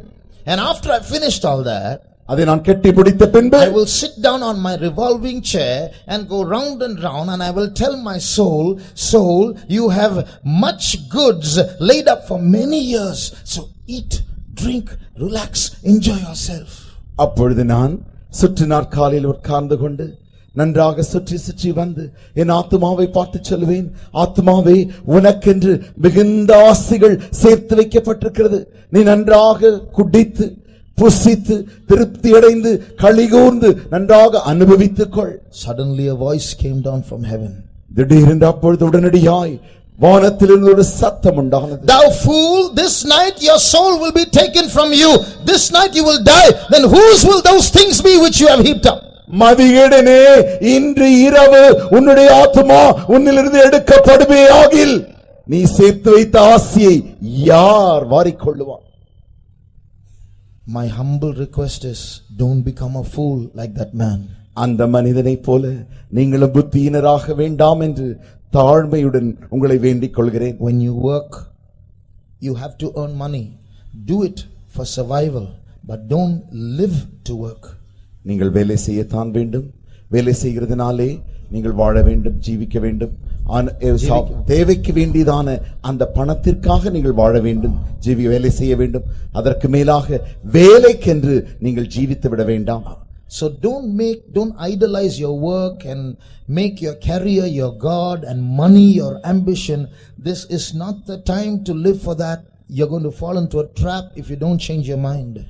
நீங்கள் உங்களுடைய வேலையை விக்கிரகமாக்கி பணத்தை தான் அடைய வேண்டும் என்கிறதான அந்த எண்ணத்தை நீங்கள் வைத்து விட வேண்டாம். You will fall into your trap if you do that. அப்படி நீங்கள் செய்தால் நீங்கள் உங்களுடைய கண்ணியிலே விழுந்து விடுவீர்கள் அல்லது மாட்டிக்கொள்வீர்கள். Blessed are your ears that are listening to these words. God has a plan about you. While everyone is falling into the trap, God has brought you into this place to tell you something else. இந்த உலகத்திலே அநேகர் அந்த கண்ணியிலே விழுந்து கொண்டிருக்கிற இந்த நேரத்திலே இந்த வார்த்தை தேவனுடைய வார்த்தைகளை கேட்கிறதான நீங்கள் பாக்கியவான்கள். Jesus is coming very soon. இயேசு அதி சீக்கிரம் வருகிறார். Before these things happen that I'm telling you about, இந்த காரியங்கள் நடப்பதற்கு முன்பாகவே நான் உங்களுக்கு சொல்லிக் கொண்டிருக்கிறேன். நான் சொல்லுகிறதான காரியங்கள் நடப்பதற்கு முன்பாக, நான் சொல்லுகிறதான காரியங்கள் நடப்பதற்கு முன்பாக, before the Antichrist, that one world ruler comes and takes control of this world, இந்த முழு ஒரு உலக அரசாளன் ஆளுகை செய்கிறவன் வருவதற்கு முன்பாக Jesus will come. இயேசு வருவார். Jesus will come and he's going to snatch away those who he has prepared to escape. யாரெல்லாம் அவரை தப்பித்துக் கொள்ள ஆயத்தப்படுத்தினாரோ அவர்களை அவர் அள்ளிக்கொண்டு சென்று விடுவார். Now think about this. இப்படி யோசித்து பாருங்கள். 2000 years ago Jesus said these things will happen and they are happening right before our eyes. 2000 ஆண்டுகளுக்கு முன்பாகவே இனி சம்பவிக்க போகிறவளை குறித்து இயேசு சொன்னார். இந்த காரியங்கள் இப்பொழுது சம்பவிக்க ஆரம்பித்து விட்டன. He's not just saying it's going to happen, you're not going to fall. He's also provided a solution, a way of escape. இது நடக்க போகிறது, இப்படி சம்பவிக்க போகிறது, அதில் நீ மாட்டிக்கொள்ள போகிறாய் என்று சொல்லவில்லை. அதே நேரத்தில் இப்படி சம்பவிக்க போகிறது, அதே நேரத்தில் தப்பித்துக் கொள்ள வழியையும் அவர் உனக்கு சொல்லித் தருகிறார். So we must come to Jesus to know what we should do in order to escape. தப்பித்துக் கொள்ளும்படியாக நாம் என்ன செய்ய வேண்டும் என்று நாம் இயேசுவினண்டை வந்து கேட்க வேண்டும். Heaven is very real. பரலோகம் என்பது மிக மிக நிஜமானது. Hell is very real. நரகம் என்பது நிஜமானது. It's as real as death is real for human beings. மனிதனுக்கு எப்படி சாவு அல்லது மரணம் நிஜமாய் நிச்சயமாய் இருக்கிறதோ அதே வண்ணமாக அவைகளும் நிஜமாய் இருக்கிறது. Some people, especially other Christians, say that we Pentecost, especially this church, we are very strict. மற்ற கிறிஸ்தவர்கள் விசேஷமாக நம்முடைய பெந்தேகோஸ்தே சபை பார்த்து சொல்வார்கள், இந்த சபையார் மிக மிக கடினமாய் நடத்துவார்கள். Full of rules. Don't do this, don't do that, don't dress like this, don't have TV at home, don't do this. Full of rules. சட்டங்களை வைத்து இப்படி செய்யாதே, அப்படி செய்யாதே, இப்படி செய்யக்கூடாது, வீட்டில் நீ தொலைக்காட்சி வைக்க கூடாது என்றெல்லாம் அவர்கள் சொல்லுவார்களே. Why do we say that? ஏன் நாங்கள் சொல்லுகிறோம்? You know something, by not saying it we can have a bigger crowd, and a bigger crowd means more money to fill our pockets. ஏன் நாங்கள் இப்படி சொல்லாத பட்சத்திலே எங்களுக்கு இன்னும் கூட்ட ஜனம் அதிகமாக வருமே, அப்படி எங்களுக்கு அதிக கூட்டம் வர வர அதிக பணமும் வருமே. We love you. நாங்கள் உங்களை நேசிக்கிறோம். And we don't want to hide the truth behind the screen. திரைக்கு பின்பாக இருக்கிறதான அந்த உண்மையை நாங்கள் மறைக்க விரும்பவில்லை. What the Bible says, we want to tell you, whether you like it or not, we will tell you, because we love you and we want you to escape these things that are going to happen in this world. வேதம் என்ன சொல்கிறதோ அதையே நாங்கள் சொல்லிவிடுகிறோம். உங்களுக்கு பிடிக்கிறதோ இல்லையோ என்றாலுமோ நாங்கள் உங்களை நேசிக்கிறோம், உங்களை தப்பித்துக் கொள்ளும்படியாகவே. ஆகையால் நாங்கள் உங்களுக்கு எச்சரித்து சொல்லுகிறோம். We don't want God's children to be trapped by the Antichrist, so we are being strict with you. தேவனுடைய பிள்ளைகள் அந்தி கிறிஸ்துவின் கண்ணியிலே மாட்டிக்கொள்ள கூடாது என்பதற்காகவே நாங்கள் உங்களை கடினமாய் நடத்துகிறோம். If there's a lion on the next street, அடுத்த தெருவிலே ஒரு சிங்கம் இருக்குமே ஆகில், will you tell your child, go stand outside the gate but don't go to the next street? அப்பொழுது நீங்க உடைய பிள்ளை பார்த்து சொல்லுவீர்களா, என்ன நீ கதவு வரைக்கும் போய் அந்த பாதை பார், ஆனால் அடுத்த Go outside the gate also you can stand, don't go too far. கதவுக்கு வெளியே வேண்டுமானால் நீ போய்க்கொள், என்றாலுமோ நீ அதிக தூரமாய் போய் அங்கே நீ பார்த்து விடாதே. Will a true parent say that? ஒரு உண்மையான பெற்றோர் அப்படி சொல்வார்களா? Want to lock up your child in the house and not let him even into the compound wall? நீங்கள் உங்களுடைய பிள்ளை உடனடியாக வீட்டுக்குள் பூட்டி உங்களுடைய காம்பவுண்டுக்குள்ளே மதில் செவருக்குள்ளே கூட வைக்க வேண்டும் என்று விரும்ப மாட்டீர்கள் அல்லவா? That's how we want to be strict with you. அப்படித்தானே நாங்களும் உங்களோடு கூட கடினமாய் இருக்கும்படி விரும்புகிறோம். So when we say don't do this, don't do that, we are not trying to act pious, we are concerned about your safety. நீ இதை செய்யாதே அதை செய்யாதே என்று நாங்கள் சொல்லும் பொழுது ஏதோ நாங்கள் பக்திக்குரியவர்கள் என்று வேடிக்கையாக நடிக்கும்படியாக அல்ல, மாறாக உங்களுடைய பாதுகாப்புகளுக்காகவே நாங்கள் அப்படி சொல்லுகிறோம். Today everybody is saying all religions are the same. இன்றைக்கு எல்லாருமே சொல்லுகிறார்கள் எம்மதமும் சம்மதம். Who taught them that? யார் அதை சொல்லி தந்தது? How did they get that? How's everybody saying that suddenly? எல்லாரும் திடீரென்று இப்படி சொல்லி கொடுக்கிறார்கள்? It was not like that before. அப்படி முற்காலத்தில் இல்லையே. But today everybody is saying that. ஆனா இக்காலத்திலே எல்லாரும் எப்படி சொல்லுகிறார்கள்? It's being presented. The media is presenting it, and philosophies and philosophers are presenting it. இப்படித்தான் சொல்லப்படுகிறது. ஊடகங்களும் கூட இப்படித்தான் சொல்லி தருகிறது. தத்துவ ஞானிகளும் கூட இப்படித்தான் சொல்லி தருகிறார்கள். Brother, sister, we don't want to preach polished sermons just that are pleasing to the ears. காதுகளுக்கு இனிமையான மேற்பூச்சான தூதுகளை நாங்கள் உங்களுக்கு சொல்ல விரும்பவில்லை சகோதரனே. We don't want to hide the truth behind the screen just so that you be happy with these sermons. திரைக்கு பின்பாக இருக்கிற காரியங்களை மறைத்துவிட்டு அந்த உண்மையை சொல்லாமல் உங்களை செய்திகளாலே சந்தோஷப்படுத்தி அனுப்ப நாங்கள் விரும்பவில்லை. Turn to 2 Timothy chapter 4. 2 தீமோத்தேயு 4ஆம் அதிகாரம் and read verse 3 and 4. 3ஆம் 4ஆம் வசனங்கள். ஏனென்றால் அவர்கள் ஆரோக்கியமான உபதேசத்தை பொறுக்க மனதில்லாமல் செவி தினம் உள்ளவர்களாகி தங்கள் சுய இச்சைகளுக்கேற்ற போதகர்களை தங்களுக்கு திரளாக சேர்த்துக்கொண்டு சத்தியத்துக்கு செவியை விலக்கி கட்டுக்கதைகளுக்கு சாய்ந்து போகும் காலம் வரும். For the time will come when they will not endure sound doctrine, but after their own lust shall they heap to themselves teachers having itching ears, and they shall turn away their ears from the truth and shall be turned into fables. So this verse says a time is coming when people will not like hard, deep sermons. They will like sermons that feed their lusts. இந்த வசனம் என்ன சொல்கிறது என்றால், ஜனங்கள் ஆரோக்கியமான கடினமான உபதேசத்தை பொறுக்க மனதில்லாமல் அவர்களுடைய செவித்தினத்திற்கு இச்சைகளுக்கு ஏற்ற போதகர்களை அவர்களுடைய இச்சைகளுக்கு ஏற்ற போதகர்களை தெரிந்து கொள்கிறார்கள். So they want sermons that will feed their lust. So if they think in one way and they get a sermon in that way, they like that sermon. அவர்கள் என்ன யோசிக்கிறார்களோ அதற்கு ஏற்றவண்ணமாகவே ஒரு செய்தி இச்சைக்கு ஏற்றவண்ணமாய் வருமையாகில் உடனடியாக அந்த வழியில் திரும்பி விடுகிறார்கள். They like that sermon. அந்த பிரசங்கம் அவர்களுக்கு பிடித்து விடுகிறது. That's why the next verse says they will turn their ears away from the truth and will be turned aside to stories, to fables. ஆகையினால் தான் அடுத்த வசனத்தில் என்ன வாசிக்கிறோம் என்றால், அவர்கள் சத்தியத்துக்கு செவியை விலக்கி கட்டுக்கதைகளுக்கு சாய்ந்து போகிறார்கள். So that's why many people are believing lies as though that's the truth, because it feeds their lust.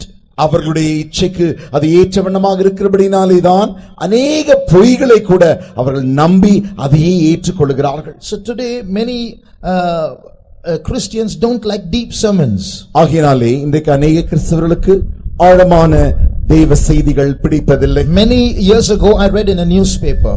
அநேக ஆண்டுகளுக்கு முன்பாய் நான் ஒரு செய்தித்தாளில் வாசித்தேன். In Singapore they were making a joke book to preach during sermons. பிரசங்கத்தின் நடுவிலே எப்படி கேளிக்கைகளை பிரசங்கிப்பது என்று சொல்லி, இது தமாஷு பேசி பிரசங்கம் செய்வது என்று சொல்லி தமாஷுகளுடையதான ஒரு புத்தகத்தை சிங்கப்பூரிலே அவர்கள் உருவாக்கினார்கள். Because nobody is coming to church, everyone's bored with these sermons. ஏனென்றால் அங்கே அநேகர் ஆலயத்துக்கு வருவதே இல்லை. எல்லாருமே சொல்லுகிறார்கள் பிரசங்கம் எல்லாம் சலித்து தட்டி விடுகிறது. So a joke book is given to the preacher so that they can insert these jokes in between just to keep the people in. ஆகையினாலே பிரசங்கியாருக்கு இந்த தமாஷு புத்தகம் கொடுக்கப்பட்டு அந்த தமாஷுகளை எல்லாம் படித்து தன்னுடைய பிரசங்கத்தின் நடுவிலே இப்படி தமாஷுகளை சொல்லும்படியாக. So is this the time to joke?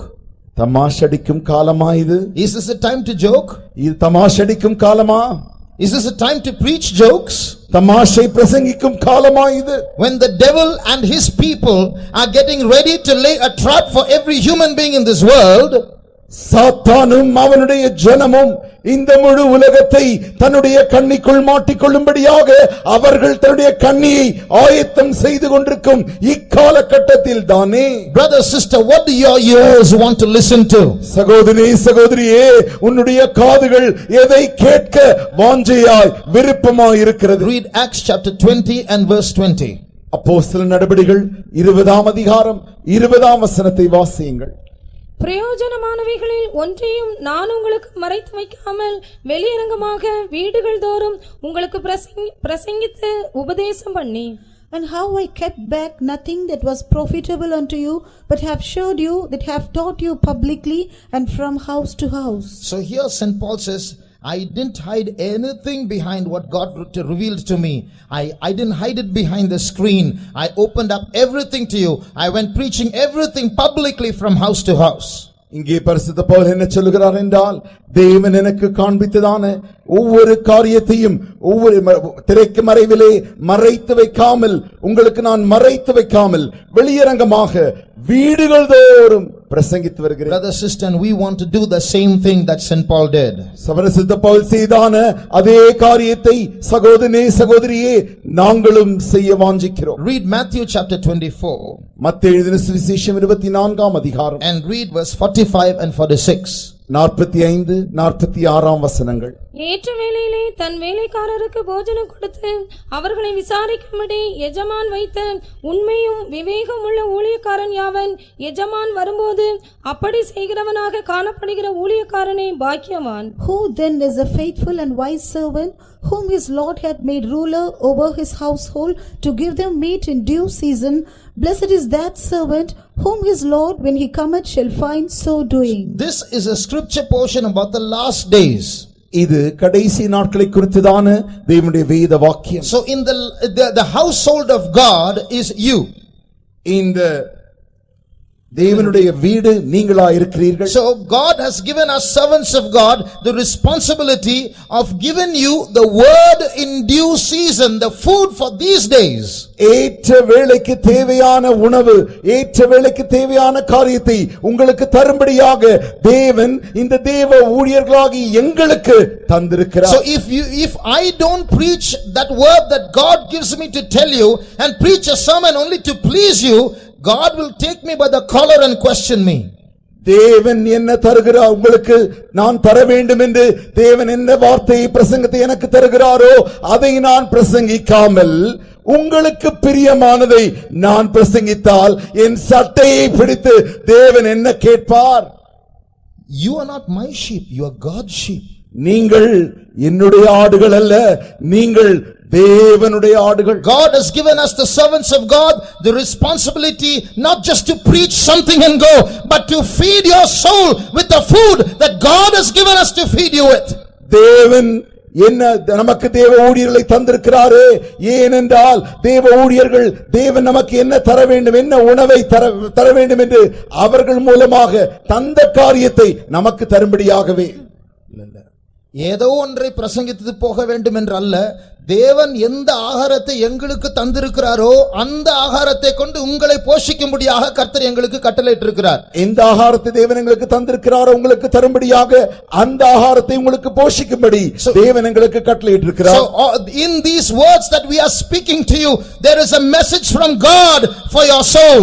நாங்கள் பேசுகிறதான இந்த செய்தியில் தானே தேவனிடத்திலிருந்து உனக்கென்று ஒரு செய்தி வந்து கொண்டிருக்கிறது. From my childhood I was brought up in this church. சிறு பிள்ளையிலிருந்தே நான் இந்த சபையில் தான் வளர்க்கப்பட்டேன். Let me tell you the truth, I hated this church. உண்மையை நான் சொல்லட்டும், இந்த சபையை நான் வெறுத்தேன். Because they were too strict. When I grew up as a young boy, I couldn't enjoy life. Everything rules. அவர்கள் மிக மிக கடினமாக இருந்தார்கள். சிறிய பையனாக இருந்து எனக்கு அது பிடித்துக் கொள்ளவே இல்லை. எல்லாவற்றுக்குமே சட்டம் சட்டம் சட்டம் இருந்தது. So I was looking for some day, when the pastors, the preachers of this church will come and say one day, let's be liberal, we are going to relax all our rules, you can live like everybody else. I was dreaming about those days as I grew up. பாஸ்டர்மார்கள் வந்து பிரசங்கத்திலே இப்பொழுது சட்டங்களை எல்லாம் நாங்கள் மாற்றி விடுகிறோம், அதை நாங்கள் விலக்கி விடுகிறோம், மற்றவர்களைப் போலவே நாமும் சுதந்திரமாக வாழலாம் என்று பாஸ்டர்மார்கள் பிரசங்கிக்க மாட்டார்களா என்று சொல்லி நான் அவரோடு கூட எதிர்பார்த்து கொண்டிருந்தேன். எதிர்பார்த்த நாட்கள் உண்டு. But look at what happening as I grew up now. I am like those pastors now. பாருங்கள் என்ன நடந்தது. நான் வளர்ந்து இப்பொழுது நானும் அந்த பாஸ்டர்மார்களைப் போல ஆகிவிட்டேன். Because I realized why they are preaching that. ஏனென்றால் ஏன் அப்படி அவர்கள் பிரசங்கிக்கிறார்கள் என்பதை நான் உணர ஆரம்பித்தேன். I realized that in that strictness I was protected. அந்த கடினமாய் நடத்துதலிலே நான் பாதுகாக்கப்பட்டேன் என்று உணர்ந்தேன். I realized that if those sermons did not hit me, I would have gone astray. I wouldn't be here. I won't be a servant of God. அந்த செய்திகள் கொடுத்தார்களே தேவ செய்திகள், அது என்னை அடிக்காமல் விட்டு இருக்குமே, ஆனால் அந்நாளில் நான் வழி விலகி தப்பி There were போயிருப்பேன். so many occasions when I was tempted to go far away from God. தேவனை விட்டு தூரமாய் போகும்படிக்கு அநேக சூழ்நிலைகள் வந்தன. But I thank God for strict parents and strict servants of God whose sermons and whose words have protected me and made me stand before you this night. என்றாலும் கடினமாய் நடத்தும்படிக்கு பெற்றோர்களையும் கடினமாய் தேவனுடைய வார்த்தைகளை பிரசங்கிக்கும்படிக்கு தேவனுடைய ஊழியர்களையும் தேவ செய்திகளும் தேவன் எனக்கு தந்தபடியினாலே நான் கர்த்தருக்கு நன்றி செலுத்துகிறேன். Terrible things are going to happen and it's going to get worse and worse as the days go by. பயங்கர காரியங்கள் நடக்க போகிறது. இந்த பயங்கரங்கள் நாட்கள் செல்ல செல்ல இன்னும் மோசமாய் இன்னும் அதி பயங்கரமாய் இது நடக்க போகிறது. That's why we don't want to hide anything and just filter our sermons. We want to tell you the bare truth because we love you and we want you to escape. When Jesus comes, we must all go. இது நாங்கள் ஒரு கெட்ட செய்தி உங்களுக்கு சொல்ல விரும்பவில்லை. ஏனென்றால் நீங்கள் இயேசு வரும்பொழுது தப்பித்து இதிலிருந்து நீங்கள் சென்று விட வேண்டும் என்பதற்காகவே மறைக்காமல் நாங்கள் அப்படியே சொல்லுகிறோம். If someone has taught you saying that if to go when Jesus comes you should be born again, I tell you that's wrong. யாராவது வந்து உங்களிடத்திலே இயேசு வரும்பொழுது இயேசுவின் அருகில் நீ செல்லப்பட வேண்டுமானால் மறுபடியும் பிறந்திருக்க வேண்டும் என்று சொன்னால் நான் உங்களுக்கு சொல்லுகிறேன் அது தவறு. When I say that's wrong, I don't mean that's wrong, I mean it's insufficient. மறுபடியும் பிறத்து தவறு என்று நான் தவறு என்று சொல்லும் பொழுது அது தவறு அல்ல, அது மறுபடியும் பிறத்தல் என்கிற அனுபவம் போதாது என்று சொல்லுகிறேன். It's not enough to be born again. மறுபடியும் பிறந்தால் மட்டும் போதாது. It's not enough to take baptism. ஞானஸ்நானம் எடுத்தால் மட்டும் போதாது. It's not even enough to be a Pentecostal. பெந்தேகோஸ்தேக்காரராய் மாறிவிட்டாலும் போராது. It's not enough if you come and join and become a member of our church. இந்த சபைக்கு வந்து நீங்கள் அங்கத்தினராய் மாறிவிட்டாலும் போதாது. The Bible presents a standard to go when Jesus comes. இயேசு வரும்பொழுது நீங்கள் அவர் வருகையில் போக வேண்டுமானால் அதற்குரிய நிலவரத்தை வேதம் அந்த தகுதியை சொல்லுகிறது. Read 1 John chapter 3 and verses 2 and 3. 1 யோவான் 3ஆம் அதிகாரம் 2ஆம் 3ஆம் வசனங்கள். பிரியமானவர்களே, இப்பொழுது தேவனுடைய பிள்ளைகளாய் இருக்கிறோம், இனி எவ்விதமாய் இருப்போம் என்று இன்னும் வெளிப்படவில்லை. ஆகிலும் அவர் வெளிப்படும்போது அந்த வார்த்தைகளை கவனியுங்கள். அவர் வெளிப்படும்போது அவர் இருக்கிற வண்ணமாகவே நாம் அவரை தரிசிப்பதினால் அவருக்கு ஒப்பாயிருப்போம் என்று அறிந்திருக்கிறோம். அவர் மேல் இப்படிப்பட்ட நம்பிக்கை வைத்திருக்கிறவன் அவனும் அவர் சுத்தமுள்ளவராயிருக்கிறது போல தன்னையும் சுத்திகரித்துக் கொள்ளுகிறான். Beloved, now are we the sons of God, and it doth not yet appear what we shall be, but we know that when he shall appear, we shall be like him, for we shall see him as he is. And every man that hath this hope in him purifieth himself even as he is pure. அவர் வெளிப்படும்போது என்று கடைசி நாட்களை பற்றி இந்த வசனம் சொல்லுகிறது. This verse clearly says about when he shall appear, it's about the last days. அந்த நாட்களை சுட்டிக்காட்டி pinpointing those days, இந்த நம்பிக்கை உடையவன், the person who has this hope, அவர் சுத்தமா இருக்கிறது போல தூய்மையா இருக்கிறது போல தன்னையும் சுத்திகரித்துக் கொள்ளுகிறான். As is pure, he should also sanctify himself. இதுதான் நம்முடைய வளர்ச்சியின் அளவு. This is the measure of a growth. இயேசு வரப்போகிறார், அவருடைய வருகையில் நான் எடுத்துக்கொள்ளப்பட வேண்டும் என்கிறதான அந்த ஆவல் உள்ளவர்களுக்கு இதுதான் நம்முடைய அளவு. அவர் சுத்தமா இருக்கிறது போல தன்னையும் சுத்திகரித்துக் கொள்ளுகிறான். All those who have a desire to be caught up in the coming of the Lord, for them this is the measure, saying as he is pure, he purifies himself. ஆகையால் மறுபடியும் பிறந்தால் போதாது, ஞானஸ்நானம் எடுத்தால் போதாது, அபிஷேகம் பெற்றால் போதாது, அவர் பரிசுத்தமா இருக்கிறது போல நாமும் பரிசுத்தமாய் இருக்க வேண்டும். Therefore it is not sufficient you just took water baptism, you just received the baptism of the Holy Ghost or become the members of the church. Rather we should be holy as he is holy. கிறிஸ்தவர்களாய் இருக்கிறதுனால, பெந்தேகோஸ்தே ஜனங்களாய் இருக்கிறதுனால இயேசு வரும்போது நாம் போகிறது இல்லை. நாம் வளர்ந்து வளர்ந்து அவர் வெளிப்படும்போது அவருக்கு ஒப்பானவர்களாய் சுபாவத்தில் மாறினால், அவரை போல் பரிசுத்தமாய் மாறினால் நாம் எடுத்துக்கொள்ளப்படலாம். Just because we are Christian, just because we are Pentecostal, we shall not be caught up at his coming. If we grow, when he appear, if we have grown and sanctified himself as he is pure, only then we shall be caught up. சற்று முன்பாக கேட்டது போல இருவர் வயலில் இருப்பார்கள், ஒருவன் எடுத்துக்கொள்ளப்படுவான், ஒருவன் கைவிடப்படுவான் என்று வேதத்தில் நாம் வாசிக்கிறோம். Few minutes before we heard There shall be two people in the field, one shall be caught up and one shall be left behind. துக்கமான சத்தியம் என்னவென்றால் இயேசு வரும்போது அநேக கிறிஸ்தவர்கள் அநேக பெந்தைகோஸ்தே ஜனங்கள் ஏன் பிரசங்கிக்கிற நானும் ஜாக்கிரதையாய் இராவிட்டால் கைவிடப்பட போகிறோம்.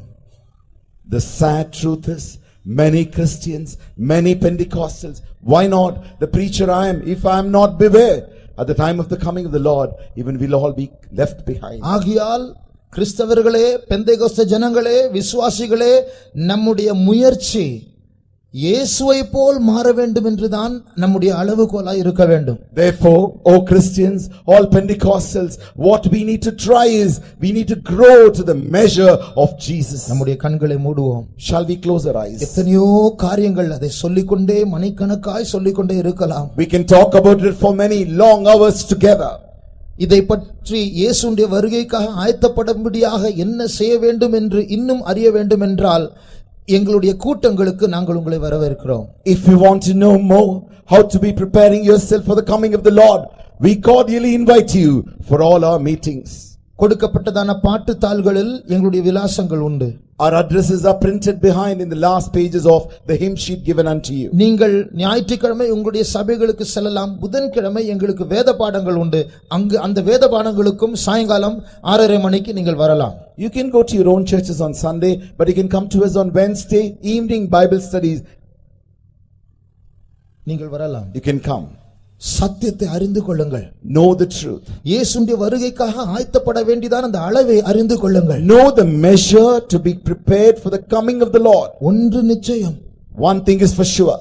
சிலர் கைவிடப்படுவார்கள். Some shall be left behind. ஆனால் தேவன் இயேசுவின் மனதில் நாம் யாரும் கைவிடப்படக்கூடாது என்றுதான். But in the mind of God that none of us should be left behind. நாமும் யாரும் கைவிடப்பட வேண்டும் என்று விரும்பவில்லையே. Even we don't want to be left behind. ஆனால் நம்முடைய மாம்சத்தில் சில பலவீனங்கள் இருக்கிறது. Yet there are some weaknesses in our flesh. நம்முடைய ஆவியில் ஆத்துமாவில் சில பலவீனங்கள் இருக்கிறது. There are some weaknesses in our spirit, in our soul. நாம் விரும்பினாலும் அந்த பலவீனங்கள் நம்மை கைவிட்டு விடும்.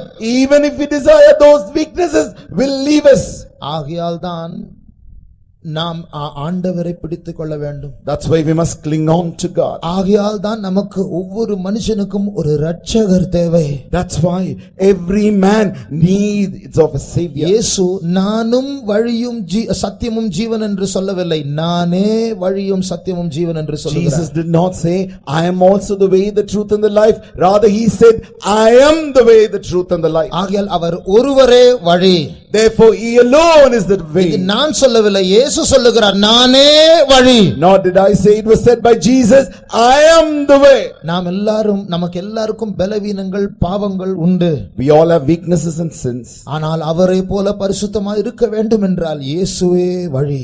If we want to be holy like Jesus, Jesus is the only way. நம்முடைய கண்களை மூடுவோம். Shall we close our eyes? எனக்குள் பல பலவீனங்கள் உண்டு. There are so many weaknesses within me. என்னை ஆட்கொள்ளுகிறதான பல பாவங்கள் உண்டு. There are sins that are ruling over me. எனக்குள் விட முடியாத அந்த கோப சுபாவம் உண்டு. There are wrong natures of anger within me. மேற்கொள்ள முடியாத இச்சைகள் உண்டு. There are lusts that I am not able to overcome. என்னுடைய சிந்தை ஆடம்பரத்திற்கு பின்பாக சென்று கொண்டிருக்கிறது. My thoughts are going behind the fashion. எனக்கு விட முடியாத பழக்கங்கள் உண்டு.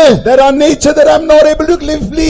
ஆகையால் எனக்கு இயேசு வேண்டும். Therefore I am in need of Jesus. இயேசு என்னை ரட்சிக்க வேண்டும். Jesus must save me. இப்படி சொல்லுகிறவர்கள் வலது கரத்தை உயர்த்துங்கள். Those who say, please lift up your right hand. இயேசு இந்த இடத்தில் இருக்கிறார். Jesus in our midst. அதர்சனமானவராய் இருந்தாலும் நிஜமாகவே நிச்சயமாகவே அவர் இங்கே இருக்கிறார். Though he is an invisible God, as a sure certainly he is in our midst. நம்முடைய பலவீனம் எப்படிப்பட்டதா இருந்தாலும் அது மலையை போல் பெரிதா இருந்தாலும் அவரால் தீர்க்க முடியாத பாவம் இல்லை, பிரச்சனை இல்லை. Though our weaknesses and sins are like hill or the mountain, there is no problem, no sin that he can purely clarify. குமாரன் விடுதலை ஆக்கினால் மெய்யாகவே விடுதலை ஆவீர்கள்.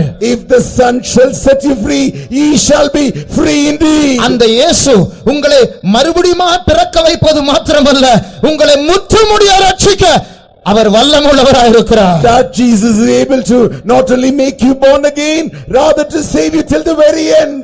கரங்களை உயர்த்தினவர்களே, Those who lifted your hands. உங்களுக்கு ஒரு இரட்சகர் இருக்கிறார். There is a savior for you. அவர் இன்றிலிருந்து உங்களுடைய வாழ்க்கையை பொறுப்பெடுக்க போகிறார். From today onwards, he is going to take control of your life. உங்களுடைய பலவீனம் அவருக்கு ஒரு பிரச்சனை அல்ல. Your weaknesses doesn't matter to him. அவரிடத்தில் ஒப்புவித்ததை அந்நாள் வரைக்கும் காக்க அவர் வல்லமை உள்ளவராய் He இருக்கிறார். is able to keep it till that day, that which is given unto him. இயேசு நம்மத்தில் நடந்து கொண்டிருக்கிறார். Jesus walking in our midst. நீங்கள் ஒப்புக்கொடுத்தால் அவர் அவருடைய வல்லமையினால் உங்களை நிரப்புவார். If you submit, he shall fill you with his power. இப்பொழுது கர்த்தர் ஒரு புதிய அபிஷேகத்தினால் உங்களை நிரப்ப போகிறார். Right now he is going to fill us with a new anointing. சபையாரே கர்த்தர் உங்களை நடத்துகிறார். Oh church, the Lord is leading you. தேவனுடைய பிள்ளைகளே கர்த்தர் உங்களை பொறுப்பெடுப்பார். Oh children of God, the Lord shall take control of you. ஒரு அபிஷேகம் வந்து There கொண்டிருக்கிறது. is an anointing descending. ஒரு சில நிமிடங்கள் ஆவியானவருக்கு ஒப்படைப்போமாக. For some moment let's heal ourselves with the Spirit of God. உலகத்தில் பயங்கரமான காரியங்கள் நடந்து கொண்டிருக்கிறது. Terrible things are happening in the world. ஆனால் கர்த்தர் உங்களை முன்குறித்திருக்கிறார். But the Lord has foreordained you. இவைகளை தப்பி மனுஷகுமாரனுக்கு நிற்க முடியாக பாத்திரவான்கள் இருக்க முடியாக கர்த்தர் இந்த நேரத்தில் உங்களை அபிஷேகம் பண்ணி கொண்டிருக்கிறார். Now the Lord is anointing you so that he shall be worthy to stand before the Son of Man. உங்களுடைய பலவீனங்களை மாற்றி அவருக்கொப்பாய் மறுரூபப்படுத்த அவரிடத்தில் போதுமான வல்லமை உண்டு. He has sufficient powers to change your weaknesses and to transform you. 2 நிமிடம் ஆவியானவருக்கு ஒப்படைப்போமா. For 2 minutes heal ourselves with the Spirit of God. Oh Ramaushamankalamaniyam today, Yasabankalamaniyam today. Oh Ramaushamankalamaniyam today, Yasabankalamaniyam today. Yesappa, Yesappa. Andavare, Yeswe, Yeswe. Nimankarabaushamankalamaniyam today. ஒராளாவது கைவிடப்படக்கூடாது. None should be left behind. அது இயேசுவுடைய சித்தம் அல்ல. That's not the will of Jesus. எந்த தடை இருந்தாலும் Whatever may be the hindrance, கர்த்தர் அதை மாற்ற கர்த்தரால் முடியும். it is possible for God to change it. இதோ நான் மாம்சமான யாவருக்கும் தேவனாகிய கர்த்தர். Behold, I am the God of all flesh. என்னாலே செய்யக்கூடாத அதிசயமான காரியம் ஒன்றுண்டோ? Is there anything impossible unto me? ஒப்பு கொடுப்பாயாக.